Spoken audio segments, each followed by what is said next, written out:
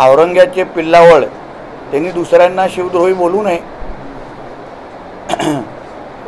उद्धव ठाकरेच्या मुख्यमंत्रीच्या काळात जेवढ्यांदा पाकिस्तानचे झेंडे फडकवले गेले, जेवढ्यांदा पाकिस्तान जिंदाबाद म्हटलं गेलं, अजूनपर्यंत कुठल्याच मुख्यमंत्रीच्या काळात एवढं पाकिस्तानचे झेंडे दिसलेले नव्हते।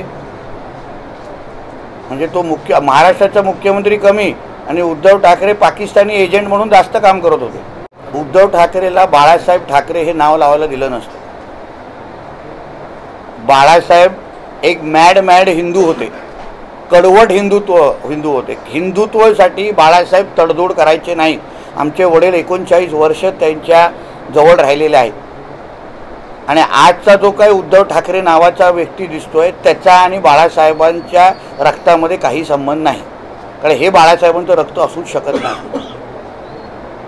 म्हणून आज अगर बाळासाहेब असते तर उद्धव ठाकरेच्या ढोंगणावर लात मारून त्याला मातोश्रीच्या बाहेर काढून टाकलं असतं। पण रामगिरी महाराज जे बोलले ते मुसलमान समाजाचे असंख्य बुद्धिजीवी आणि विचारवंत बोलून गेलेले आहेत। जाकीर नाईक बोलून गेलेला आहे, त्याच्यातले 10 तरी किमान मौलवी आणि आम्ही तुम्हाला विचारवंत आणि बुद्धिजीवी त्यांच्यातले दाखवू शकतो जे रामगिरी महाराजांचेच वक्तव्य त्यांनी वारंवार वापरलेलं आहे।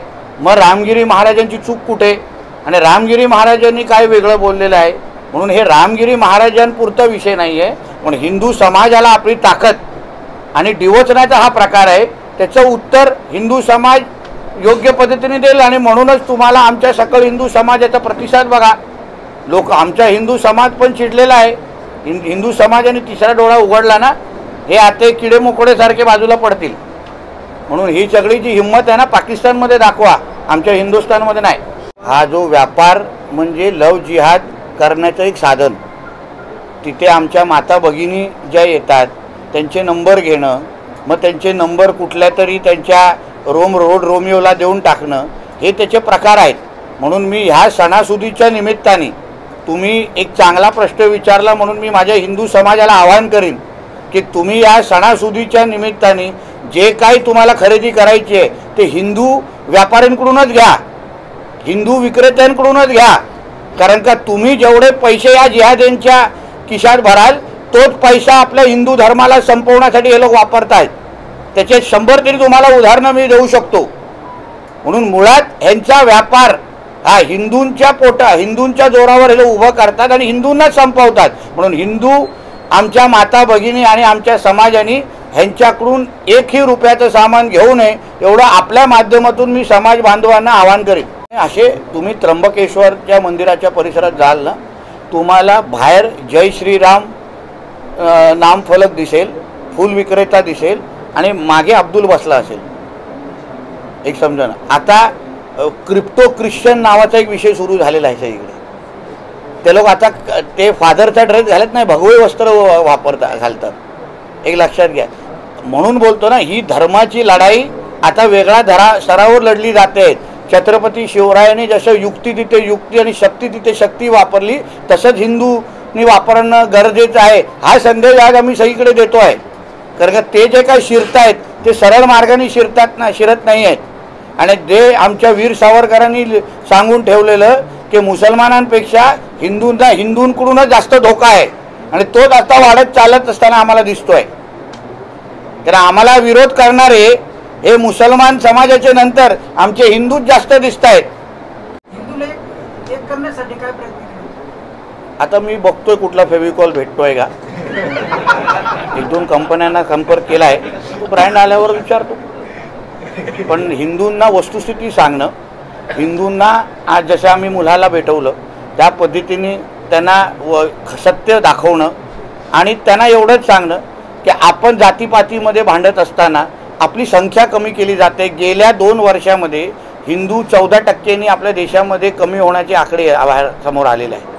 आज बांगलादेशमध्ये जे हिंदू मारले गेले ना, त्या मारताना जो आमच्या सागरनी भाषणात उल्लेख केला, मारताना तू मराठा आहेस का रे, चल तुला 6 तासांनी नंतर मारतो, तू ओबीसी आहेस का, चल परवा मारतो, असं विचारलं नाही। हिंदू आहे ना, मारून टाका। ते लोक जेव्हा आरक्षण मागतात, आपण मराठा आरक्षण मागतो, धनगर आरक्षण मागतो, ओबीसी आरक्षण, तो लोक मागताना काय मागतात, मुस्लिम आरक्षण द्या। कधी मागतात का पसमंदा जातीसाठी आरक्षण द्या? त्यांच्यामध्ये पण तेवढेच जाती आहेत। पण कधी आपल्या जातींसाठी आरक्षण मागणार नाही, ते लोक मुस्लिम धर्माला आरक्षण मागतात.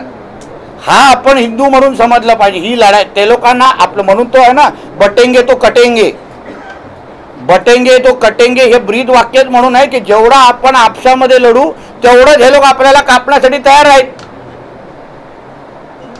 ही लढाई जाती जातीमध्ये नाही, धर्माधर्मामध्ये. हा धर्मयुद्ध आहे आणि धर्मयुद्धमध्ये अगर आपण जागृत राहिलो नाही हिंदू म्हणून तर आपण कटणं हे नक्कीच आहे. त्याचा परिणाम कसा होईल?